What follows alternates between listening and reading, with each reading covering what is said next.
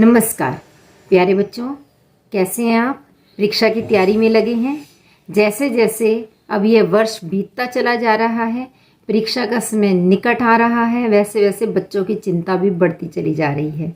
क्योंकि बहुत से बच्चे कमेंट बॉक्स में मुझे लिख करके बता रहे हैं कि हम परीक्षा की तैयारी कैसे करें और हमें किस किस अंश में परेशानी हो रही है, कौन सा भाग हमें मुश्किल लग रहा है, और उन विषयों पर वे चाहते हैं कि वीडियो उनको मिले। तो बच्चों, पहले भले ही थोड़ी सी असमंजस की स्थिति थी, थोड़ा सा हमें ये लग रहा था कि शायद सीबीएसई कुछ छूट देगी या कुछ और जो हमारा पाठ्यक्रम है वो घटाया जाएगा, लेकिन अब सीबीएसई ने स्पष्ट कर दिया है कि अब परीक्षा अपने समय पर होगी, बोर्ड परीक्षा अवश्य होगी, और जो प्रारूप है वह भी साफ साफ बता दिया गया है। तो उस प्रारूप के अनुसार जो हमारी पाठ्यपुस्तक पूरक पाठ्यपुस्तक है, जिसका नाम है अंतराल भाग 2, उसमें 4 पाठ हैं, और पहले उन 4 पाठों में से कुल 12 अंक का हमारा प्रश्न पत्र आता था।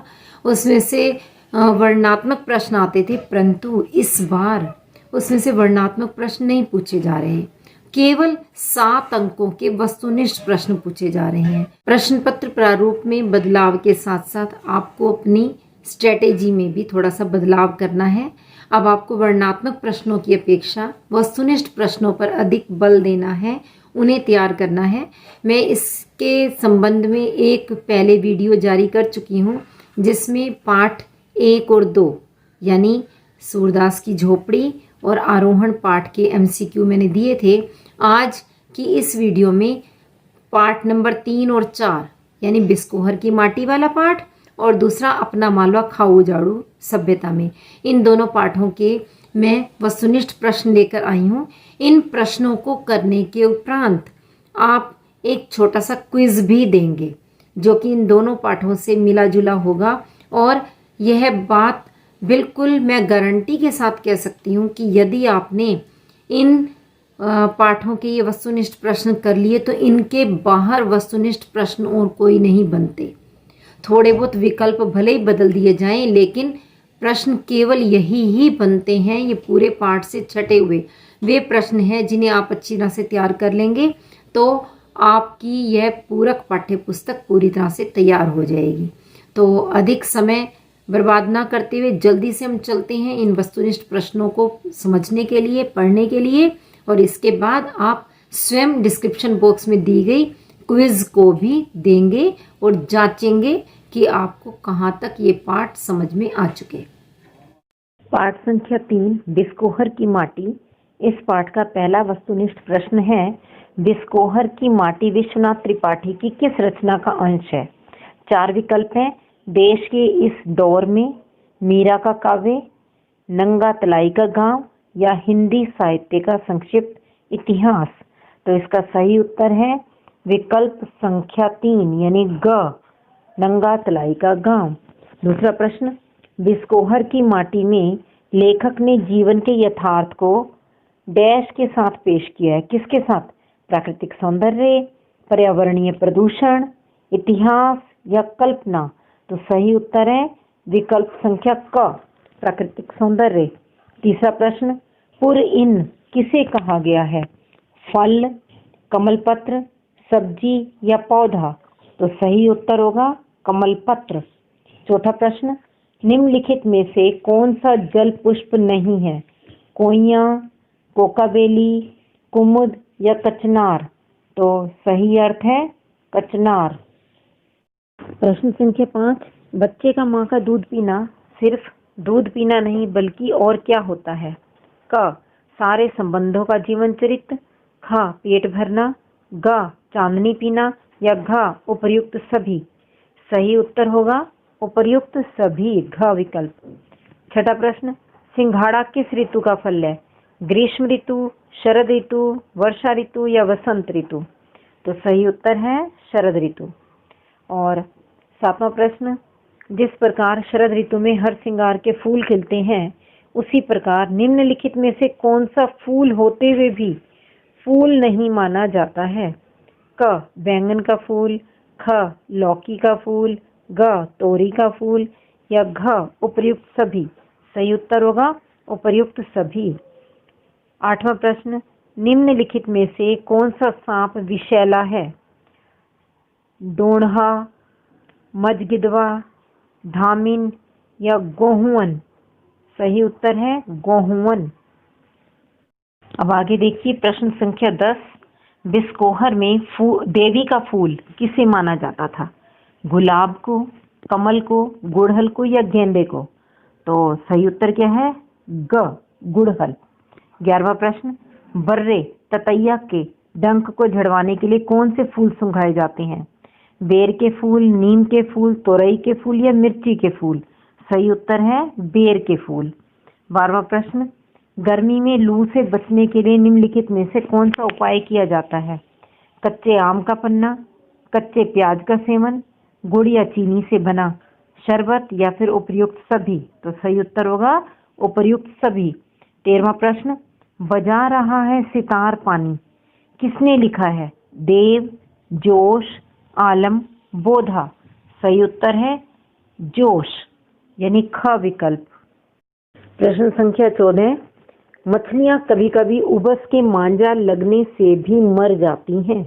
इस वाक्य में मांझा का अर्थ क्या है? धूप, फेन, गरम जल या तेल? सही उत्तर है फेन। 15वां प्रश्न, बरहा से क्या अभिप्राय है?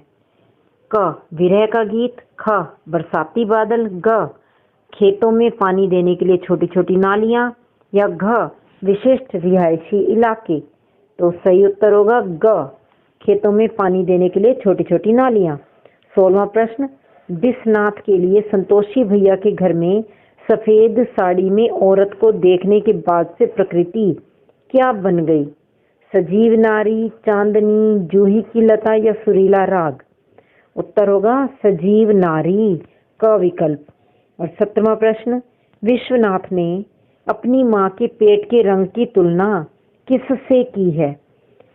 क चांदनी से, ख हल्दी मिलाकर बनाई गई पूड़ी से, ग दूध मलाई से या घ गेहूं से? सही उत्तर है ख हल्दी मिलाकर बनाई गई पूड़ी। प्रश्न संख्या 18, अब तो आओ साजन सुने अकेले में या याद करें। ठुमरी किसने गाई है? बड़े गुलाम अली खान ने, बेगम अख्तर ने, गौहर खान ने या गिरिजा देवी ने? सही विकल्प है इसमें बड़े गुलाम अली खान ने।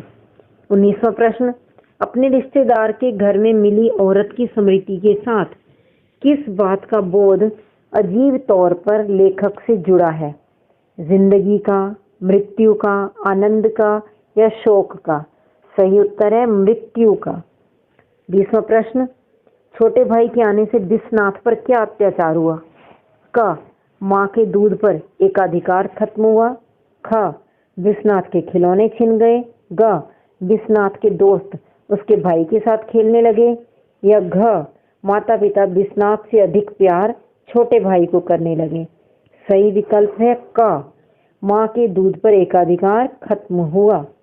इस पाठ का अंतिम वस्तुनिष्ठ प्रश्न है प्रश्न संख्या 21, निम्नलिखित में से कौन सी भरभंडा की विशेषता नहीं है? क इसके फूल पीली तितली जैसे होते हैं, ख इसे सत्यानाशी के नाम से भी जाना जाता है, ग आंखें आने पर इसका दूध आंखों में लगाया जाता है या घ यह एक प्रकार की लकड़ी है? यही उत्तर गलत है। क्यों? क्योंकि यह लकड़ी नहीं, यह एक तरह का फल होता है जिसके फूल पीली तितली जैसे होते हैं। एक फल है ना कि लकड़ी।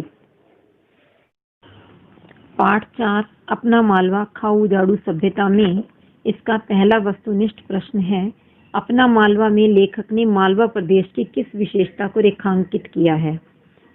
क मालवा प्रदेश की मिट्टी, नदियों का उद्गम और विस्तार या ख वहाँ के लोगों के रहने और जीने का ढंग या ग मालवा की संस्कृति और बारिश या फिर घ उपर्युक्त सभी? तो सही विकल्प क्या होगा? उपर्युक्त सभी। दूसरा प्रश्न, लेखक ने ख उजाड़ू सभ्यता किसे कहा है? क खूब खाना पीना और एक स्थान से उजड़कर दूसरे स्थान पर बस जाने को, या ख जीवन मूल्यों को ताक पर रखकर विकास की अंधी दौड़ में शामिल होने को, या ग बढ़ते हुए धार्मिक अंधविश्वास को, या घ घटती हुई आस्था को। सही उत्तर है ख जीवन मूल्यों को ताक पर रखकर विकास की अंधी दौड़ में शामिल होने को। तीसरा प्रश्न, मालवा में मानसून कब जाता है? क्वार माह में, आषाढ़ माह में, भाद्रपद माह में, या फिर माघ माह में? तो इसका सही उत्तर क्या होगा? क्वार माह में। क्वार का महीना जिसे हम आश्विन भी कहते हैं, यानी अंग्रेजी महीनों में देखा जाए तो अक्टूबर का महीना, जो कि भाद्रपद और कार्तिक के बीच में आता है। प्रश्न संख्या 4, निम्नलिखित में से उज्जैन में कौन सी नदी बहती है? क कृष्णा, ख कावेरी, ग क्षिप्रा, या घ महानदी? सही उत्तर है ग क्षिप्रा, ग वाला।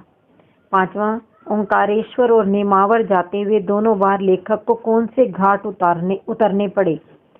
क विंध्य के घाट, ख सतपुड़ा के घाट, ग हल्दी घाटी घाट, या घ पाल घाट? सही उत्तर होगा क विंध्य के घाट। छठा, मालवा की प्रसिद्ध कहावत है, मालव धरती गहन गंभीर, डग डग डैश पग पग डैश। तो इन दोनों रिक्त स्थानों में क्या आना चाहिए? हरियाली और खुशहाली, या रोटी और नीर, या फल और फूल, या सच्चाई और अच्छाई? तो सही उत्तर है रोटी और नीर, यानी डग डग रोटी पग पग नीर। रिनेसां के पहले निम्नलिखित में से किसने पानी के प्रबंध पर विशेष ध्यान दिया? विक्रमादित्य, भोज, मुंज, या उपर्युक्त सभी? तो सही उत्तर होगा उपर्युक्त सभी। आठवां प्रश्न, हाथी पाला का नाम इसलिए पड़ा क्योंकि क वहां नदी पार करने के लिए हाथी पर बैठना पड़ता था, ख उस स्थान पर घुसते ही पहले हाथी से पाला पड़ता था, ग वहां के लोगों ने प्रकृति को अपने हाथों से पाला था, या घ उस स्थान पर हाथियों को पालना लोगों का शौक था। तो सही उत्तर है क वहां नदी पार करने के लिए हाथी पर बैठना पड़ता था। नौवां प्रश्न, आज की सभ्यता नदियों को डैश बना रही है? क्या बना रही है? सदा नीरा, शुष्क, गंदे पानी के नाले, या विकराल? तो सही उत्तर ग गंदे पानी के नाले। आगे प्रश्न संख्या 10, अपना मालवा पाठ में वर्णित नई दुनिया क्या है? पत्रिका, अखबार, प्रसिद्ध पुस्तक, या एक फिल्म? तो सही उत्तर है ख अखबार। प्रश्न संख्या 11, आज के विकास की सभ्यता को लेखक ने क्या कहा है? उजाड़ की अपसभ्यता, विनाश की सभ्यता, विनाश की असभ्यता, या सर्वनाश की सभ्यता? तो लेखक ने कहा है उजाड़ की अपसभ्यता, विकल्प संख्या क। आगे देखिए प्रश्न संख्या 12, धरती के गर्म होने के लिए मुख्य रूप से कौन सी गैस उत्तरदायी है? ऑक्सीजन, नाइट्रोजन, कार्बन डाइऑक्साइड, या हाइड्रोजन? तो सही विकल्प ग कार्बन डाइऑक्साइड, तीसरे वाला। आगे प्रश्न संख्या 13, धरती का तापमान लगभग कितना बढ़ चुका है? 2 degree Celsius, 3 degree Celsius, 4 degree Celsius, या फिर 5 डिग्री सेल्सियस? सही विकल्प है ख 3 डिग्री सेल्सियस। प्रश्न संख्या 14, कार्बन उत्सर्जन का सबसे बड़ा उत्पादक देश कौन सा है? Bharat, Pakistan, America, Britain? सही उत्तर ग अमेरिका। 15वां प्रश्न, मिथरी का क्या अर्थ है? निचली, ऊपरी, सिमटी, या चमकीली? तो सही उत्तर होगा चमकीली, घ। या फिर इसी का ही एक अन्य अर्थ फैली भी होता है, फैली। 16वां प्रश्न, हमारे आज के इंजीनियर ऐसा क्यों समझते हैं कि वे पानी का प्रबंध जानते हैं और पहले के लोग कुछ नहीं जानते थे? क अज्ञानतावश, ख प्राचीन सभ्यता को नकारने के कारण, ग वर्तमान समय में पानी की समस्या से निपट जाने के कारण, या घ ऐतिहासिक तथ्यों के आधार पर? तो सही उत्तर क्या होगा? क अज्ञानतावश। 7वां प्रश्न, प्रकृति से खिलवाड़ करने के कारण निम्नलिखित में से कौन सा परिवर्तन हुआ? क, धरती का वातावरण गर्म हो गया, ख, ध्रुवों की बर्फ पिघलने लगी, ग, पर्यावरण में प्रदूषण बढ़ गया, या घ, उपर्युक्त सभी। तो सही उत्तर है उपर्युक्त सभी। 18वां प्रश्न, पश्चिम के पुनर्जागरण काल के पहले के भारतीय राजाओं ने निम्नलिखित में से क्या नहीं किया? कुएं खुदवाए, बावड़ियां बनवाई, नलकूप बनवाए, या तालाब बनवाए? सही उत्तर क्या होगा? नलकूप बनवाए, क्योंकि उसमें ट्यूबवेल, नलकूप नहीं बने थे। प्रश्न संख्या 19, अपना मालवा पाठ के लेखक कौन है? प्रेमचंद, संजीव, विश्वनाथ त्रिपाठी, या फिर प्रभाष जोशी? तो पहचान गए होंगे बच्चों आप, सही विकल्प है प्रभाष जोशी। ये विकल्प संख्या घ, प्रभाष जोशी। अब आया इस पाठ का अंतिम प्रश्न, नेमावर के पास बजवाड़ा में नर्मदा किस रूप में थी? क, शांत और गंभीर, ख, सूखी और समतल, ग, भरी पूरी और उफान पर, या घ, मटमैली और प्रदूषित? तो सही विकल्प है क, शांत और गंभीर। तो इस प्रकार बच्चों ये दोनों पाठों के वस्तुनिष्ठ प्रश्न तो पूरे हुए, किंतु अब आपकी बारी आती है कि आपने क्विज भी देनी है। दोनों पाठों के प्रश्नों पर मिली जुली एक क्विज है जो कि आपको डिस्क्रिप्शन बॉक्स में मिलेगी। आप उसे अवश्य दीजिए और स्वयं जांचिए कि आपने इन प्रश्नों को कितनी अच्छी तरह से समझ लिया, याद कर लिया। तो बच्चों देख लिया आपने ये वीडियो, आपको प्रश्न समझ में आए? और यदि कुछ परेशानी है आप मुझे कमेंट बॉक्स में लिख करके भेजिए, मैं उसे दूर करने की कोशिश करूंगी। इसके साथ आपके 7 अंक तैयार हो जाएंगे। अब बच्चों समय इतना ही रह गया है कि आप एक एक अंश को अच्छी तरह से तैयार करते चलिए, तो परीक्षा के समय से पहले पहले आपका पूरा पाठ्यक्रम तैयार हो जाएगा। और यदि आपको ये वीडियो अच्छी लगी, इसे लाइक कीजिए, शेयर कीजिए और कमेंट बॉक्स में मुझे लिख करके बताइए कि आपको कौन सा अंश समझ में नहीं आ रहा है या ये वीडियो कैसा लग रहा है। मैं यही फीडबैक मिलने के बाद अगले वीडियो की ओर बढ़ूंगी।